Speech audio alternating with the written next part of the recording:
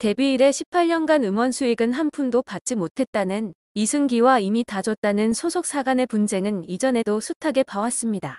특히 가요계에 이런 분쟁은 자주 있어 왔는데요. 가수 박효신은 1999년 데뷔 이래 소속사와 연이어 갈등을 겪었는데 최근엔 글러브 엔터테인먼트로부터 3년간 음원 수익과 전속 계약금을 받지 못했다고 밝히면서 또다시 송사에 휘말렸습니다. 래퍼 슬리피는 지난 2019년 소속사 TS 엔터테인먼트로부터 음원료를 정산받지 못했고 제대로 된 숙소도 제공받지 못했다고 주장해 파장이 일었습니다. 가요계 표준계약서가 도입되고 과거보다 계약 내용을 상세하게 쓰고는 있지만 미정산 논란은 계속되는 게 현실입니다. 가수를 비롯한 연예인들은 자신을 대리하는 소속사를 통해 계약을 진행한다는 데서 문제가 시작됩니다. 음원 수익과 출연료 등 수익금을 모두 소속사를 통해서 받기 때문에 정산 내역을 속속들이 알기가 어렵습니다. 주로 어린 시절 데뷔해 무명에서 스타가 되기까지 소속사를 믿고 의지하면서 친밀한 관계가 형성되는 것도 원인으로 지목됩니다.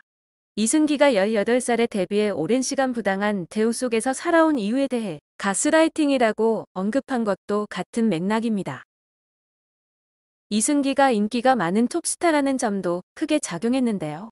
오랜 시간 정상의 자리를 차지하고 있던 톱스타도 피할 수 없는 분쟁이라는 것입니다. 그런데 이러한 소속사와의 분쟁은 비단 연예계에서만 일어나는 일은 아니었습니다. 스포츠 업계에서도 마찬가지로 일어났는데 무려 피겨 요원 김연아도 소속사와의 분쟁을 겪었죠. 김연아도 역시나 정산 문제였습니다. 2011년 3월 김연아가 전 소속사와 수익 배분을 놓고 수개월째 법정 분쟁을 벌여온 것이 뒤늦게 보도됩니다. 무려 8억 9천여만 원 규모의 소송이었는데요.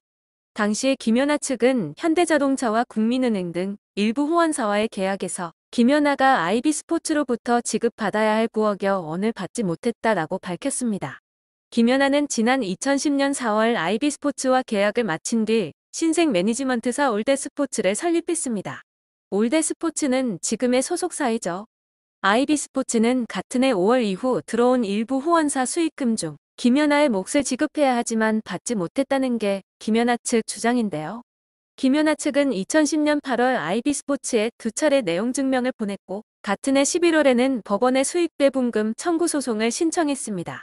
첫 공판은 2011년 3월에 양측 법정 대리인만 참석한 가운데 열렸습니다. 이에 대해 당시 아이비스포츠 관계자는 후원사 수익금 배분을 놓고 김연아 측과 계약서를 해석하는데 이견을 좁히지 못했습니다. 양측이 수익금 비율을 협의하지 못한다면 법정 대응할 수밖에 없습니다. 라고 밝혔습니다. 또한 아이비스포츠는 김연아가 현 소속사인 올드스포츠와 계약 후 찍은 광고들은 아이비스포츠와 일할 당시 체결한 계약을 연장한 것입니다. 김연아를 상대로 수익 배분을 청구할 권리가 있습니다. 라고 맞섰습니다.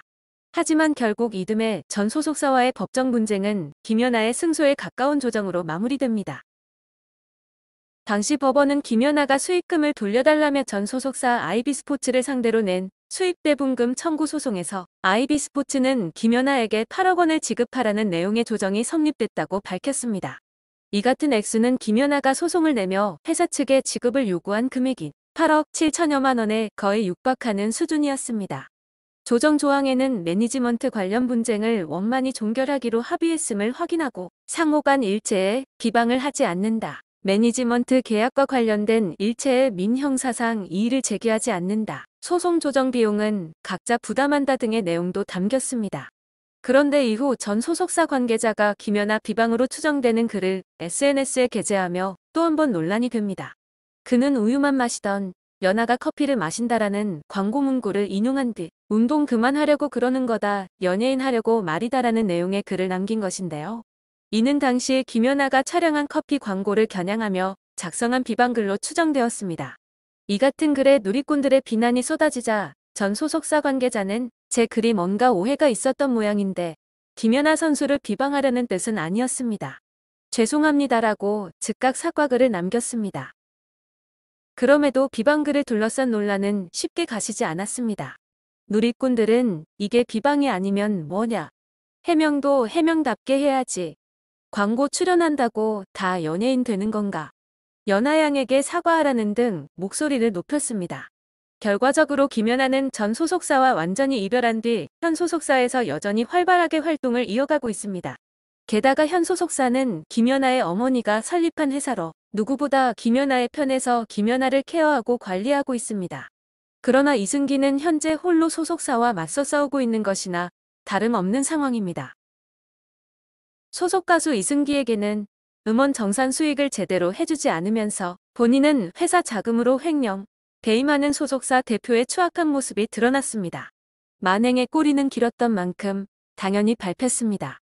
호의호식을 홀로 즐기기만 했으면 다행이라 느껴질 정도였죠. 마치 이승기 매니저를 위협하듯이 지금 낼 매장으로 성수동 감자탕을 포장해오라 라고 강압 지시한 내역도 포착됐습니다. 어떻게 이토록 적나라하게 까발려졌을까요? 그간 후크 내부에서 대표의 각종 명령에 학을 떼던 직원들이 앞다퉈 문자 정황을 연예 매체 측에 제보한 것인데요.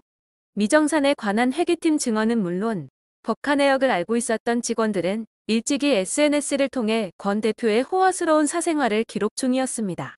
후크 이사들도 권 대표의 친목 동호, 명분 아래 각종 자리에 함께했는데 불필요한 법카 해외여행, 명품 쇼핑, 호캉스가 연말적으로 자행됐습니다.